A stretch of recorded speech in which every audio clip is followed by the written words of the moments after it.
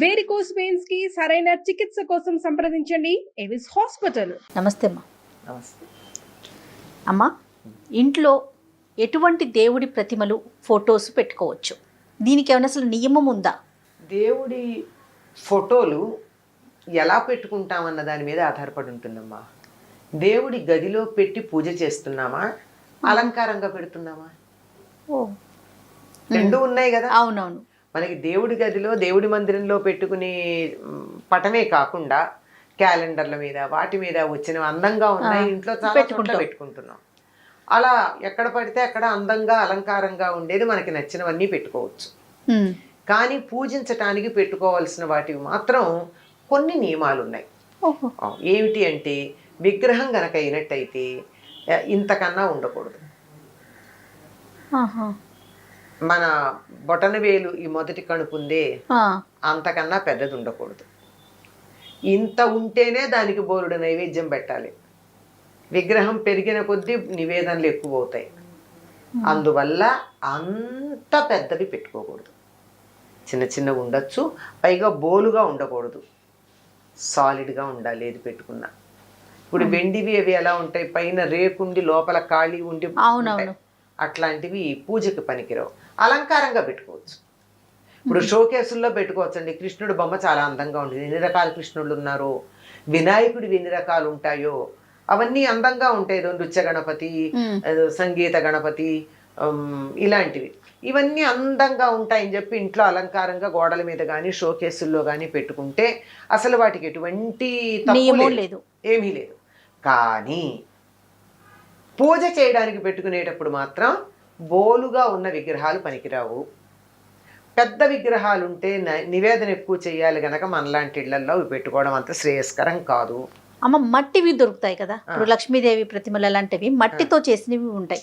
అవి కూడా దానికి కూడా లెక్క ఉందా సైజు? దానికి లెక్కలేదమ్మా. అసలు అవి మనం మామూలుగా దేవుడి గూట్లో అవి పెట్టుకుని పూజ చేస్తామా? చెయ్యం కదా, సాధారణంగా చెయ్యం.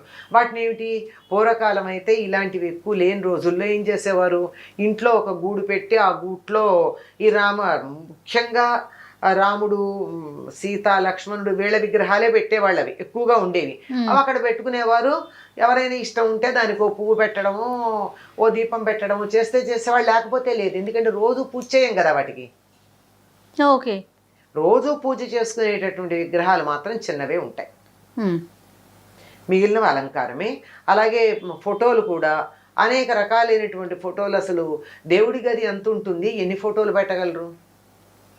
అందుకని మీ ఇష్టదైవానికి సంబంధించినటువంటి ఫోటో ఏదైనా పెట్టుకోండి. రాముల వారి సాధారణంగా ఇప్పుడు ఏదో కాలం మారిపోయింది, కానీ కొద్ది రోజుల క్రితం వరకు కూడా ప్రతి ఇంట్లోనూ పూజ మందిరంలో ఉన్నటువంటి ఛాయాచిత్రం అంటే ఫోటో ఏదైనా రామ పట్టాభిషేకం ఫోటోనే ఉంటూ ఉండేది ఎవరిళ్లలో అయినా. దక్షిణ దేశంలో అందరికీ రాముడు ఆరాధ్య దైవం అండి. ఇక్కడ తిరిగాడు. ఉత్తర దేశంలో కన్నా మీరు గమనించి చూసినట్టయితే రాముడి పేరు దక్షిణ దేశంలోనే ఎక్కువ మందికి ఉంటుంది. అందువల్ల అది ఎక్కడ చూడు మనకి, ఇదిగో ఇక్కడ రాముడు ఇక్కడ కూర్చున్నాడు, సీతమ్మ ఈ నదిలో ఇక్కడ స్నానం చేసింది, లక్ష్మణుడు ఇక్కడ పళ్ళు తెచ్చాడు, ఇలాంటి ప్రతిదానికి ఏదో ఒక లెక్క చెప్తాం. అంచేత రాముడితో మనకి చాలా దగ్గర సంబంధం ఉంది కనుక ఇక్కడ అంతా రామారాధన ఎక్కువ. ఇప్పుడు అది కొద్దిగా మారింది. మధ్యలో కొంతకాలం వెంకటేశ్వర స్వామి ఆరాధన చేస్తాం, ఇప్పుడు మళ్ళీ సాయిబాబా అంటున్నాం. ఇంకేమన్నా కొత్త దేవుడు వస్తే కొత్త దేవుడిని అయినా ఆరాధిస్తాం. మనం అసలు దేవుడిని పక్కన పెడతాం. ఇది ఒక దోషాల్లో ఒకటిగా పరిగణిస్తారు. మీరు కొత్తగా ఉన్న దైవాలను ఎంతమంది నాన్న ఆరాధించండి, తప్పేం లేదు. కానీ మీ కులదైవం ఎప్పటి నుంచో 2-3 తరాలుగా మీ ఇంట్లో వాళ్ళు ఎవరిని ఆరాధిస్తున్నారో వారి పూజ మాత్రం మానకూడదు. అదొకటి ఉంది కనుక ఇలా సాధారణంగా రామ పట్టాభిషేక చిత్రం ఉండేది. రామ మందిరం లేని గ్రామం లేదు మనకి.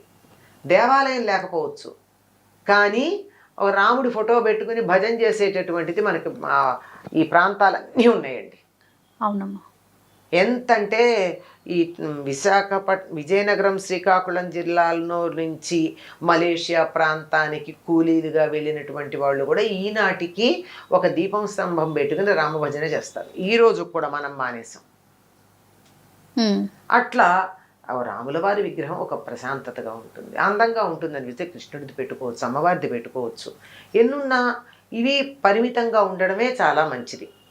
తర్వాత రకరకాల సిద్ధాంతాలు ఉన్నాయి వీటికి. ఏ సిద్ధాంతం ఎంత వరకు దానికి వ్యాలిడిటీ ఉంది అన్నది ఆలోచించాలి. ఏదో ఆంజనేయుడి ఫోటో ఇంట్లో వస్తూ ఉంటే ఎట్ట ఎదురుగా సింహద్వారంలోంచి రాగానే ఎదురుగా ఉండాలని కొంతమంది, లేదండి వినాయకుడు ఉండాలని కొంతమంది ఇలా చెప్తూ ఉంటారు. మీ ఇష్టదైవాన్ని, మీ ఒపీనియన్ ఏంటమ్మా?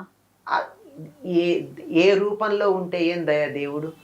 రూపాలు వేరు కానీ తత్వం ఒకటే కదా. అంతేగా. అంచేత వాటికి పెద్దగా మనం అనుకోవాల్సిన పని లేదు. కానీ ఒక పూజ చేయడం అంటూ గంధము కుంకుమ పెట్టి పూజ చేయడం మొదలుపెట్టిన తర్వాత ఆపకూడదమ్మా. మనం ఇలా అందంగా పెట్టుకునే వాటికి మనం ఫోటోలో బొట్టు ఉంటుంది కానీ మనం గంధం పెట్టం దానికి. గంధం కుంకం దేవుడి గదిలో పెడితే ఖచ్చితంగా గంధం కుంకం పెడతాం. అది పెట్టామంటే దాన్ని పూజ చేస్తున్నామని అర్థం. ఇది అలంకారప్రాయంగా అందంగా ఉండడానికి రామభావనం కృష్ణ భావనం నాలో కలగడానికి ఒక ప్రేరణగా ఇక్కడ పెట్టుకున్నాను, అక్కడ పూజకు పెట్టుకున్నాను. అందుకని పూజకు పెట్టుకునేవి మీ కులదైవం ఎవరైతే వాళ్ళని పెట్టుకోండి. ఎవరి పేరుని మీరు అర్చనలు చేసి స్తుతులు చేస్తారో అవి పెట్టుకోండి. మిగిలినవి ఇంట్లో అందంగా ఎక్కడైనా పెట్టుకోవచ్చు. విగ్రహాలైనా సరే ఫోటోలైనా సరే. పెద్ద పెద్ద విగ్రహాలు అయితే మాత్రం నిత్య పూజలో పెట్టుకుంటే అంత నైవేద్యం పెట్టాలి, మరి పెట్టగలరా ఆలోచించుకోండి. శివలింగం కూడా ఇంట్లో పెట్టుకోకూడదు అని అంటూ ఉంటారు కదమ్మా, అది కరెక్ట్? లేదమ్మా, పెట్టుకోవచ్చు. కాకపోతే ఉంటే ఏంటంటే దానికి కాస్త నీళ్లు పోస్తూ ఉండాలి. రోజు పోయిన కనీసం వారానికి ఒక్కసారి అభిషేకం చేయాలి. రోజు చేయడం మంచిది. ఇంట్లో శివలింగం ఉంటే ఎంత పెద్ద దానికి మీరు ఏమి ఎక్స్ట్రా ఏం చేయక్కర్లా.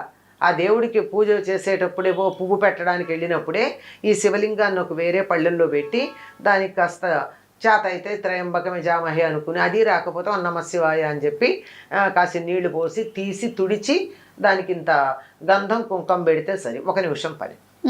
అలా చేయగలిగితేనే శివలింగం పెట్టుకోవాలి, లేకపోతే లేదు. నేను చెయ్యను కానీ నాకు లింగం కావాలి అంటే బాగుండదు. ఓకే, లెక్క ఏమన్నా ఉందమ్మా సైజు? అలా ఏం లేదు. లింగానికి శివలింగానికి ఏం లేదు. అది మామూలు తయారు చేసిన లింగమా సాలగ్రామమా అన్నది. ఆ సాలగ్రామాలను బట్టి దాంట్లో తేడాలు కూడా. దేవుడి ఫోటోలు ప్రతిమలు కొన్ని పాడైపోతూ ఉంటాయి కదా, వాటిని ఏం చేయాలమ్మా? వాటిని అది వెండి విగ్రహాలు అనుకోండి, దాన్ని మార్చుకుని వేరే చేయించుకోండి. అంటే కన్ను ముక్కు స్పష్టంగా ఉన్న విగ్రహాలకే పూజ చేయాలి కనుక అలా, లేకపోతే మార్చి చేయించుకోండి. ఇత్తడివైనా మార్చి చేస్తారు, అంతేగాని వాటిని ఎక్కడ పడితే అక్కడ పారేయకండి. ఒకటి. ఇంకా ఛాయాచిత్రాలు ఫోటోలు ఉన్నాయి, ఈ ఫోటోల్ని తీసుకొచ్చి రోడ్ల మీద ఎక్కడ పడితే అక్కడ పారేస్తూ ఉంటారు, చెత్త కుండీల్లో పారేస్తూ ఉంటారు. అది సరైన పద్ధతి. నీ ఫోటో ఎవరైనా పారేస్తే నీకు ఎంత కోపం వస్తుంది? అవును, బాధ కలుగుతుంది కదా. మరి దేవుడిని నువ్వు పూజించే దేవుడి ఫోటోని ఎలా పారేస్తే అది సరైన పద్ధత? దానికో పద్ధతి ఉంది.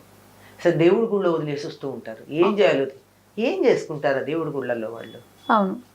అందుకని వాటికి ఏమిటంటే చక్కగా వాటిని తీసుకుని వెళ్ళి ప్రవహిస్తున్నటువంటి నదిలో వాటిని పూజించి పసుపు కుంకుమ అక్షతలు కుంకుమ మొదలైన పువ్వులు వేసి వాటిని పూజించి వాటిని ప్రవహిస్తున్న నది నీటిలో వదిలిపెట్టడం ఒక పద్ధతి.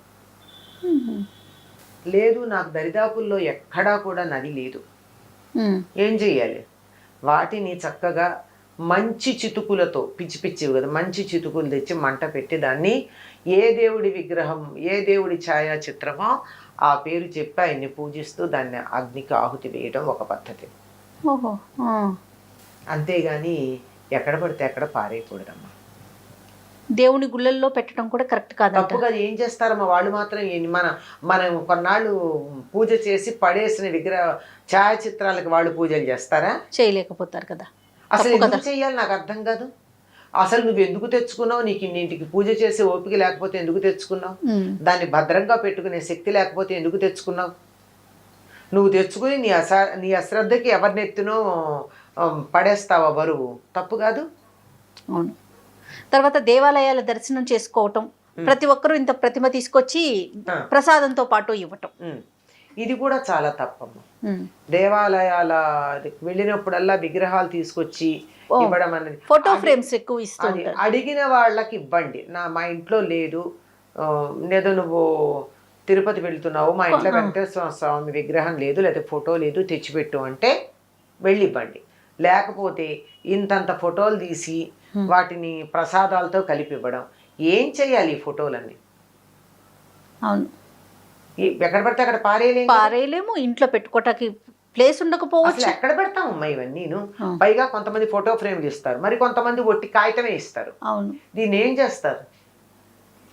అందువల్ల నేను అందరికీ విజ్ఞప్తి చేస్తూనే ఉంటాను, ప్రసాదం ఇవ్వండి, హాయిగా తింటాం. భగవంతుడి అనుగ్రహం ఒకటి కత్తిగా బాగుంటుంది కదా, బాగుంటుంది. కానీ విగ్రహాలు ఫోటోలు ఇవ్వకండి అని రిక్వెస్ట్ చేస్తాం. అయినా కొంతమంది తెచ్చిస్తూ ఉంటారు. అవును, ఏం చేస్తాం, అన్నీ ఒక పక్కన పెడతాం. మరి దేవుడి దగ్గర పెట్టానో పూజ చెయ్యాలి, అందుకని అవన్నీ ఒక చోట పెట్టి కొత్తగా పెళ్ళే కాపురానికి వెళ్ళే వాళ్ళకి, అమ్మ మీరెవ్వరూ విగ్రహాలు కొనుక్కోకండి, ఫోటోలు కొనుక్కోకండి, దేవుడికి సంబంధించినవి మీకు నచ్చిన ఇవన్నీ ఇంత పెట్టె ఉంది, ఈ పెట్టెలో రకరకాల దేవుళ్ళ ఫోటోలు ఉన్నాయి, బోలెడు విగ్రహాలు ఉన్నాయి, మీకు మీ ఇంట్లో మీకు నచ్చిన దైవం ఫోటో కానీ విగ్రహం కానీ తీసుకెళ్ళి ఇప్పుడు మీరు పూజ చేసుకోండి. బాగుంది. అంటే అందరికీ తెచ్చిచ్చేవాళ్ళు ఉండకపోవచ్చు. అవును, ఈ తెచ్చిచ్చేవాళ్ళు ఎక్కువైపోయారు. అందరికీ నేను వీలైనంత వరకు తీర్థయాత్రలకు వెడుతున్నాము అని చెప్పే వాళ్ళందరికీ నేను ఒక విజ్ఞప్తి చేస్తూనే ఉంటా, ప్రసాదం మాత్రమే తండి. విగ్రహాలు ఫోటోలు తెచ్చి అడిగి ఎవరైనా తెచ్చి పెట్టమని అడిగితే తెండి, కానీ ఎవరికి ఊరికే ఇవ్వకండి. ఏం చేసుకుంటారండి ఎన్ని విగ్రహాలు, చివరికి అసలు ఆ విగ్రహాల మీద దుమ్ము పడితే దులుపుకోవడానికి తీరిక కూడా లేనని విగ్రహాలు దేవుడి దగ్గర పెట్టుకుని ఏం చేస్తాం? చక్కగా కొన్ని పెట్టుకోవటం, శ్రద్ధగా పూజించటం. ఒకటో రెండో మీకు ఎంత ఓపిక ఉంటే అంత, ఎంత చేయగలిగితే అంత. అలానేనమ్మా, తప్పకుండా. నమస్తే. నమస్తే. ఇక ఈ వీడియో కనుక మీకు నచ్చినట్లయితే లైక్ చేయండి, షేర్ చేయండి. మరిన్ని వీడియోస్ కోసం మా ఛానల్ని సబ్స్క్రైబ్ చేసుకోండి.